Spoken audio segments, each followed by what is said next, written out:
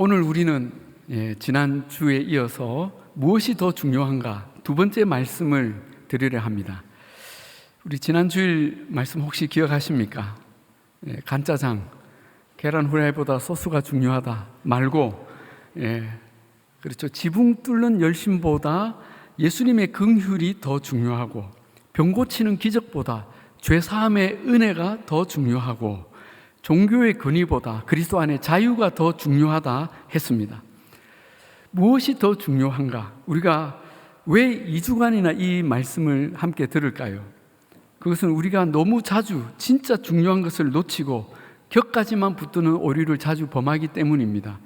이 중요한 가치를 놓쳐버리면, 우리 지난주에 종교개혁주일이었는데 우리는 또 개혁의 대상이 되고 말 것입니다. 오늘 우리는 9절부터 17절까지 두 개의 이야기를 살펴볼 텐데, 이 두 이야기에도 무엇이 더 중요한지를 헷갈린 사람들의 이야기가 나옵니다. 첫 번째 이야기는 세리마태가 예수님의 제자가 되는 이야기입니다. 이 이야기는 기록된 것 자체가 매우 흥미롭습니다. 왜냐하면 여기 세리마태가 바로 이 마태복음의 기록자이기 때문입니다. 마태는 이 예수님의 복음서를 기록하면서 지금 자기와 관련된 이야기를 쓰고 있습니다. 그런데 마태는 이 기록에서 철저하게 자기의 영광을 배제시킵니다. 두 가지를 보면 알 수 있습니다. 하나는 자신이 예수님을 따르게 된 이야기를 단 한 절로 끝을 냅니다. 9절을 보시죠. 예수께서 그곳을 떠나 지나가시다가 마태라 하는 사람이 세관에 앉아 있는 것을 보시고 이르시되 나를 따르라 하시니 일어나 따르니라. 끝. 이 한 절뿐입니다. 아니, 간단해도 너무 간단하지 않습니까?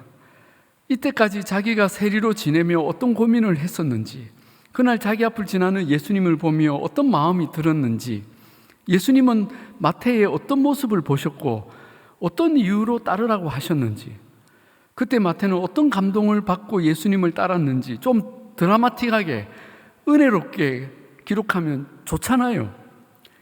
그런데 딱 한 절, 예수님이 지나가시다가 앉아있는 나를 보시고 따르라 하셨는데 따랐다.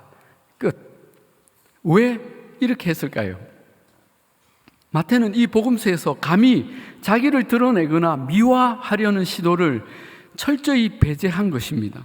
그는 오직 예수님만이 드러나기를 원했고, 가능한 자기 이야기는 안 하려고 했는데, 문맥상 그 뒤에 이어지는 이야기를 위해 이 장면을 넣어야 했고, 대신 딱 한 절로 요약한 것입니다. 뿐만 아니라 마태는 자신이 얼마나 형편없는 존재였는지를 여과 없이 기록합니다. 바로 그 다음 절 10절부터 봅시다. 예수께서 마태의 집에 앉아서 음식을 잡수실 때에, 자, 이날 예수님은 제자들과 함께 신입 제자가 된 마태의 집에 식사 초대를 받으셨습니다. 그런데 그 자리에 마태와 가까이 지내던 여러 사람들이 함께 참석을 합니다. 10절 하반절에 많은 세리와 죄인들이 와서 예수와 그의 제자들과 함께 앉았더니, 누구라고요? 많은 세리와 죄인들. 이들이 어떻게 이 만찬에 함께 참석하게 된 걸까요? 아마도 세리들은 자기들의 동료 마태가 예수님의 제자가 되었다는 소식에 놀라고 호기심이 생겼던 것이 분명합니다. 그래서 온 거라면 이해가 돼요. 그런데 또 누가 왔다고 합니까? 죄인들입니다. 죄인들이라뇨. 이들은 그 당시 유대 사회에서 세리와 함께 항상 세트로 가장 혐오를 받던 창녀들을 가리킵니다. 세리들도 부담스러운데 언니들까지 단체로 왔으니 제자들은 안절부절했을 것이 분명합니다. 제가 일했던 바퍼가 그 청량리 588 사창가 옆에 있었기 때문에 저도 이 언니들을 자주 볼 수밖에 없었는데 그때마다 진짜 부담스럽거든요. 이날 식사에 어떻게 해서 이런 사람들만 데리고 왔는지 모르겠지만, 이 식사는 마태가 지금까지 어떤 사람이었는지를 잘 보여주는 장면이라고 하겠습니다. 그러니 이날 예수님을 지켜보던 당시 많은 사람들은 충격과 혐오를 느꼈을 것이 분명합니다. 아니나 다를까 11절에 바리새인들이 보고 그의 예수님의 제자들에게 이르되 어찌하여 너희 선생은 세리와 죄인들과 함께 잡수시느냐 따집니다. 요즘 같으면 더 난리가 났을 것입니다. 예수님이 이들과 식사하는 장면을 누군가 SNS에 올리고 이것이 일파만파 퍼져나가는 것이죠. 그러자 교계 언론들이 보도를 하고 각 교단에서는 이 사건을 심각한 문제 행위로 다루려 하지 않았겠습니까? 물론 예수님은 마태의 세금 강탈이나 매국 행위를 잘했다 칭찬하지 않으셨습니다. 창기들의 성매매를 인정하시거나 두둔하신 일도 결코 없으셨습니다. 그러나 주님은 그들도 복음을 들을 대상이고 누구든지 죄에서 돌이키고 예수님을 믿으면 하나님의 백성이 되고 제자가 될 수 있다는 생각에 변함이 없으셨습니다. 그리고 그들을 위해 그 자리에 계셨던 것입니다. 마태는 이 사건을 기록하면서 자신이 예수님을 따르기 전에 어떤 종류의 사람이었는지를 솔직하게 기록하고 있습니다. 예수님이 자기 집에서 식사 한 번 하신 것만으로도 사람들이 충격에 빠질 만큼 자신은 그 시대 가장 쓰레기 취급을 받던 사람이었음을 여과 없이 밝히고 있습니다. 그러나 마태가 지금 그 이야기를 담담하게 솔직하게 할 수 있는 이유가 무엇입니까?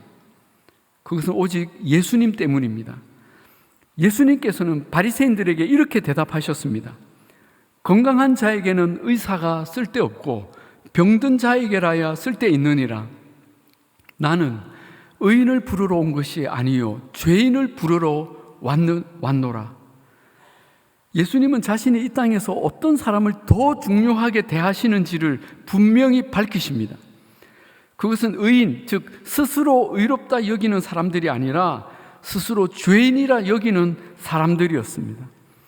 주님은 의인이 아니라 죄인을 부르러 오셨고 그들을 더 중요하게 대하셨습니다. 그래서 예수님은 자신을 의사에 비유하셨는데 의사는 건강한 사람에게, 아니 건강하다고 믿는 사람에게는 필요 없지만 자기가 병든 것을 인정하는 자에게는 너무나 절실한 존재입니다. 이 복음서 기록자인 세리 마태는 예수님을 만나기 전에는 병자였습니다. 병도 그냥 병이 아니었습니다. 어떤 의사도 고칠 수 없었고 병이 너무나 깊고 커서 죽음만이 그의 운명이었습니다. 더 절망적인 것은 어떤 의사도 자기 같은 환자는 죽는 게 맞다며 진료조차 거부하고 고개를 돌렸다는 것입니다. 그렇게 절망하며 죽어가던 어느 날 하나님의 아들 예수 그리스도께서 그런 자기를 찾아오셨고 제자로 불러주신 것입니다. 정말일까 했는데 친구처럼 같이 밥을 먹어주셨고 인격으로 대하셨고 그리고 자기의 병든 영혼과 마음을 고쳐주셨습니다. 예수님은 죄인들을 긍휼히 여기시고 치유하신 진짜 의사이셨습니다. 사랑하는 여러분, 우리는 이 긍휼과 치유를 압니다. 저와 여러분이 바로 이 예수님의 긍휼과 치유를 경험하지 않았습니까? 그렇기에 이 사랑을 경험한 사람은 자신도 이웃에게 긍휼을 베푸는 것이 마땅합니다. 그가 어떤 사람인가 판단하고 정죄하는 것이 아닙니다. 13절에 주님이 이렇게 말씀하시죠. 너희는 가서 내가 긍휼을 원하고 제사를 원하지 아니하노라 하신 뜻이 무엇인지 배우라 하셨습니다. 우리는 이 대목에서 깜짝 놀랍니다. 주님이 제사를, 예배를 원하지 않으신다고? 왜입니까? 여기서 우리는 주님이 예배와 긍휼의 관계를 어떻게 말씀하시는지를 들어야 합니다. 예배와 긍휼은 둘 다 섬김입니다. 서비스이죠. 예배는 하나님을 섬기는 수직적 서비스. 그래서 예배를 영어로 서비스라고도 하죠. 긍휼은 이웃을 도와주는 수평적인 섬김. 이것도 서비스입니다. 그런데 사람들에게 이 둘 중에 어느 것이 더 중요하냐고 물으면 아마 대부분 수직적인 서비스, 예배가 더 중요하다고 대답할 것입니다. 왜냐하면 하나님에 대해서는 절대적이니까 그 예배의 중요성은 아무리 말해도 지나치지 않습니다. 그런데 주님이 뭐라고 하십니까? 내가 긍휼을 원하고 제사를 원하지 아니하노라. 주님이 정말 예배를 원하지 않으신다는 뜻입니까? 아닙니다. 주님은 수평적인 섬김이 빠진 긍휼이 없는 자들의 예배, 수직적인 섬김만 있는 예배는 받지 않으시겠다는 말씀입니다. 주님은 너희가 죄인이라고 여기고 혐오하는 이웃을 막아놓은 그 벽을 허물고 그들을 찾아가 섬기라고 하십니다. 이것이 첫 번째 메시지입니다. 오늘 두 번째 이야기는 금식에 관한 논쟁입니다. 14절에 세례 요한의 제자들이 예수님을 찾아와 질문을 합니다. 우리와 바리새인들은 금식을 하는데 어찌하여 당신의 제자들은 금식하지 아니하나이까? 당시 바리새인들은 유대교 경건 운동의 최고 모범으로서 기도와 구제, 금식을 가장 중요한 경건 행위로 지켜왔습니다. 특히 금식은 일주일에 이틀이나 지킬 만큼 철저히 행했고, 이들의 금식을 본받아서 많은 경건한 유대인들과 또 신앙단체들이 금식을 정기적으로 실천해 왔습니다. 여기에는 세례 요한과 제자들도 예외가 아니었습니다. 아니, 너무 안 먹어서 마태복음 11장 18절에 사람들이 그 세례 요한 보고 귀신에 들렸냐고 할 정도였습니다. 인간이 먹고 마시는 식욕을 절제하고 하나님만 바라본다는 것은 신앙 훈련에 유익한 것은 사실입니다. 그런데 이상한 것은 예수님과 제자들은 금식하는 것을 본 적이 거의 없다는 것입니다. 먹을 게 없어서 금식을 하신 적은 있어도 일부러 금식하신 적은 없었습니다. 오히려 많이 먹어서 문제가 된 적은 있습니다. 마태복음 11장 19절에 보라, 먹기를 탐하고 포도주를 즐기는 사람이요 세리와 죄인의 친구로다 하니, 이러니 신앙 노선이 같다고 생각한 세례 요한의 제자들도 예수님이 좀 이해가 안 되는 것입니다. 게다가 예수님께 세례까지 베푼 요한이 지금 옥에 갇혀 있는 중이라서 그 제자들은 슬픔 속에 매일같이 금식하며 기도하는데 예수님 쪽은 전혀 금식을 안 하시니 이상하지 않았겠습니까? 그들의 질문에 대해 예수님은 세 가지 비유로 대답을 해 주십니다. 첫째는 혼인잔치 비유입니다. 15절에 혼인집 손님들이 신랑과 함께 있을 동안에 슬퍼할 수 있느냐? 그러나 신랑을 빼앗길 날이 이르리니 그때에는 금식할 것이니라. 주님은 금식을 반대하거나 무시하지 않으시고 지금은 때가 아니라고 대답하십니다. 지금은 혼인잔치와 같은 때라고 하셨습니다. 무슨 혼인잔치입니까? 예수님이 신랑이신 혼인잔치입니다. 그리고 제자들은 혼인집 손님들이라고 하십니다. 자, 이 혼인집 손님들은 헬라어로 휴오스호 님프혼인데 정확한 의미는 신랑의 결혼식을 돕는 친구들을 가리킵니다. 들러리 같은 역할을 하죠. 이들은 신랑이 신부집에 가서 신부를 데리고 올 때 함께 동행하는 사람들입니다. 예수님은 자기를 믿는 백성들을 신부로 맞아서 하나님의 나라로 데려가기 위해 이 땅에 오신 신랑이셨습니다.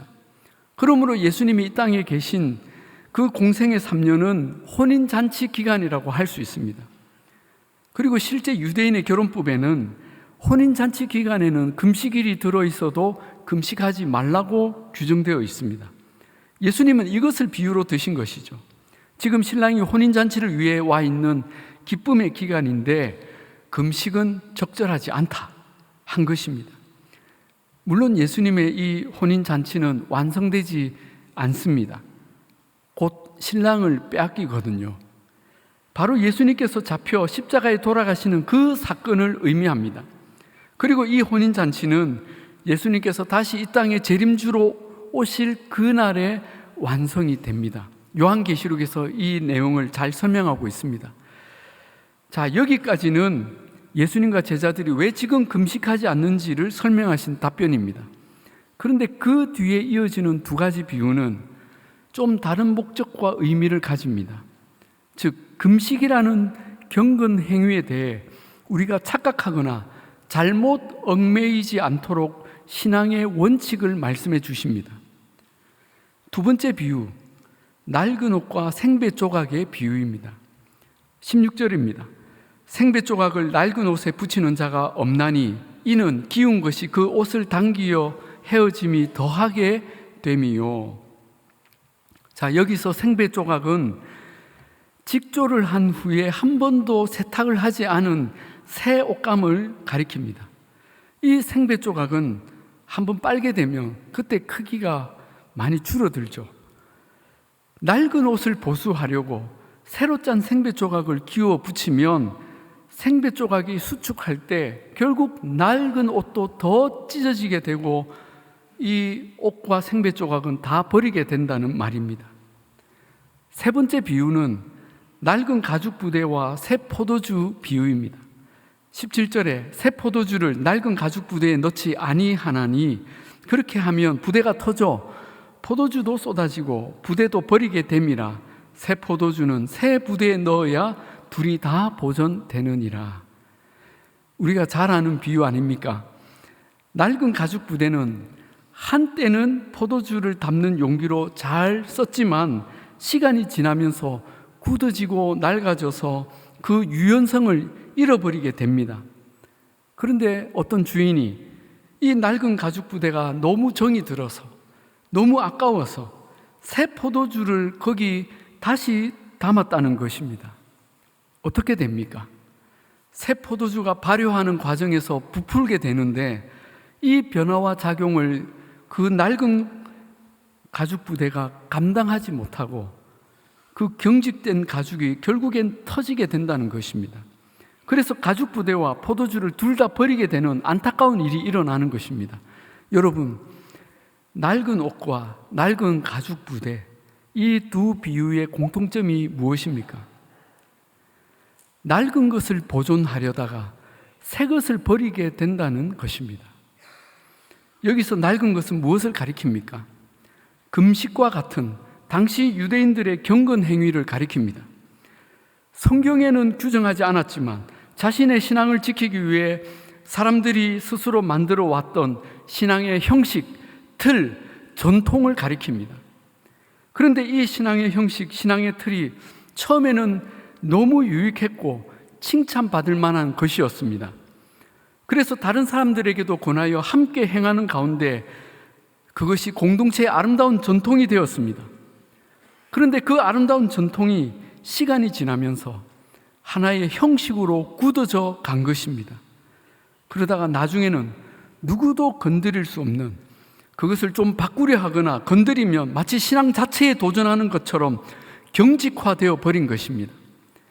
문제는 그것이 낡아서 이제는 더 이상 쓸 수 없게 되었는데 바꿀 생각을 전혀 하지 않고 어떻게라도 고쳐서 계속 쓸 생각만 하는 것입니다. 생배를 짰는데 그것으로 새 옷을 만들면 얼마나 좋습니까? 그런데 그렇게 하지 않고 그 생배를 조각을 내가지고 낡은 옷에 붙여서 고치는 것입니다. 낡은 가죽 부대는 더 이상 못 쓸 것 같은데 버리지 않고 거기에다가 새로 담은 포도주를 부어 넣습니다. 어떻게 될까요? 터집니다. 저는 이 과정을 예수님께서 아주 정확하게 말씀하신 것을 보고 좀 놀랐습니다. 17절을 다시 보십시오. 그렇게 하면 부대가 터져. 자, 제일 먼저 부대가 터집니다. 감당을 못하니까, 맞지 않으니까. 그러면 무슨 일이 일어나죠? 포도주가 쏟아지고 새 포도주가 쏟아지는 것이죠. 다 버리게 됩니다. 못 쓰게 되죠. 그걸로 끝입니까? 그렇게 아까워하던, 계속 쓰고 싶어 했던 부대도 버리게 됨이라. 신앙의 형식, 교회의 전통을 끝까지 고집하고 지키려다가 새 포도주도 버리고 결국 그 형식, 전통, 역사, 자랑까지 다 버리게 되었다는 것입니다. 저는 이 장면이 꼭 지금의 우리 한국 교회를 보는 것 같다는 생각이 드는 것은 왜일까요? 생배 조각, 새 포도주는 무엇을 가리킵니까? 예수 그리스도와 함께 시작된 하나님 나라의 복음입니다. 이 하나님 나라의 복음은 어떤 신앙의 형식, 틀, 전통, 역사로 규정하거나 고착화시킬 수 있는 것이 결코 아닙니다. 어떤 신앙의 형식이나 전통이 한때 그 시대를 위해 잘 쓰임받았다면 그것으로 감사하고 충분합니다. 아름다운 신앙의 모범이었고 훌륭했습니다. 그 일에 쓰임받은 분들도 처음에는 매우 새롭고 유연하고 창의적이고 개혁적이었을 것입니다. 그런데 문제는 누구나 시간이 지나면서 낡아진다는 것입니다. 예외가 없습니다. 여러분, 저도 예외가 아닙니다. 예전에 청년사회 갈 때처럼 제 생각이 유연하지 못하다는 것을 저도 종종 느끼면서 당황스러워합니다. 그런데 이것이 사실입니다. 그러면 그래, 늙으면 죽어야 돼, 그 얘기입니까? 아닙니다. 여러분, 과거에 그 전통을 세우신 분들이 계시기에 오늘의 우리가 있고 다음 세대가 있고 교회의 미래가 있는 것이죠. 한 시대에 잘 쓰임을 받았다면 우리는 감사하고 겸손히 하나님께 영광을 돌려야 합니다. 그리고 다음 시대는 내가 일하던 시대와는 다르다는 것을 인정해야 합니다. 그것을 받아들이고 과감한 변화를 두려워하지 말아야 합니다. 예수 그리스도의 복음만 변하지 않으면 됩니다. 아멘이십니까? 신앙의 틀과 형식은 시대에 따라서 언제나 바뀌고 새로워질 수 있습니다. 아니, 그래야 합니다. 예수님이 유대인들이 하나님처럼 중요하게 여기고 그렇게 붙들고 있던 성전도 헐어버리라고 하셨습니다. 뭐가 중요한 것인지 모르고 엉뚱한 것을 목숨처럼 붙들고 있으니까, 그래서 예수님을 보지 못하니까 성전도 헐라고 하신 것입니다. 그러면 내가 사흘 만에 다시 세우리라. 그래야 예수 그리스도를 본다는 것입니다. 사랑하는 여러분, 교회가 신앙의 낡은 틀을 고집하면 결국 다음 세대를 품지 못하고 터져버리고 다음 세대는 쏟아져 버려지고 끝내 그 낡은 교회도 버려지게 될 것입니다. 우리가 유럽의 교회들을 보면서 경고를 받지 않습니까? 우리는 예수님의 이 경고를 진지하게 들어야 합니다. 우리는 자기 시대의 신앙의 방식, 내가 은혜 받았던 예배 형식, 찬양, 기도를 고집하지는 않습니까? 내가 했던 헌신, 열심, 교회의 조직과 형식을 주장하지는 않습니까? 감사하게도 우리 교회가 많은 어르신들이 그런 마음을 내려놓고 기꺼이 다음 세대를 위해 이 변화에 동참하는 것을 보면서 저는 너무나 감사의 마음을 갖습니다. 나 때는 말이야, 먹을 게 없어 죽 한 그릇 먹고 산에 가서 소나무 뿌리를 뽑았어. 그런 전설 같은 얘기를 하는 분들이 안 계십니다. 우리는 새로운 세대를 위해 과감히 우리가 걸음이 되어주고 새로운 시대의 시도를 격려하고 응원해 줄 수 있는 그런 저와 여러분 되기를 바랍니다. 그것이 다음 세대도 살리고 나도 사는 길이며 하나님의 교회가 오고 오는 시대 가운데 계속 새로워지고 부흥하는 길이 될 것입니다. 그럴 때 우리 안에는 새 포도주의 기쁨이 끊임없이 솟아나게 될 것입니다. 새 포도주는 새 부대에 넣어야 둘이 다 보존되느니라. 아멘. 우리 함께 찬양하시겠습니다. 오늘 말씀 생각하시면서 우리 마음의 결단을 담아서 함께 찬양합시다. 나 주님의 기쁨 되기 원하네. 함께 찬양합시다. 우리 다 같이 일어나서 찬양하겠습니다.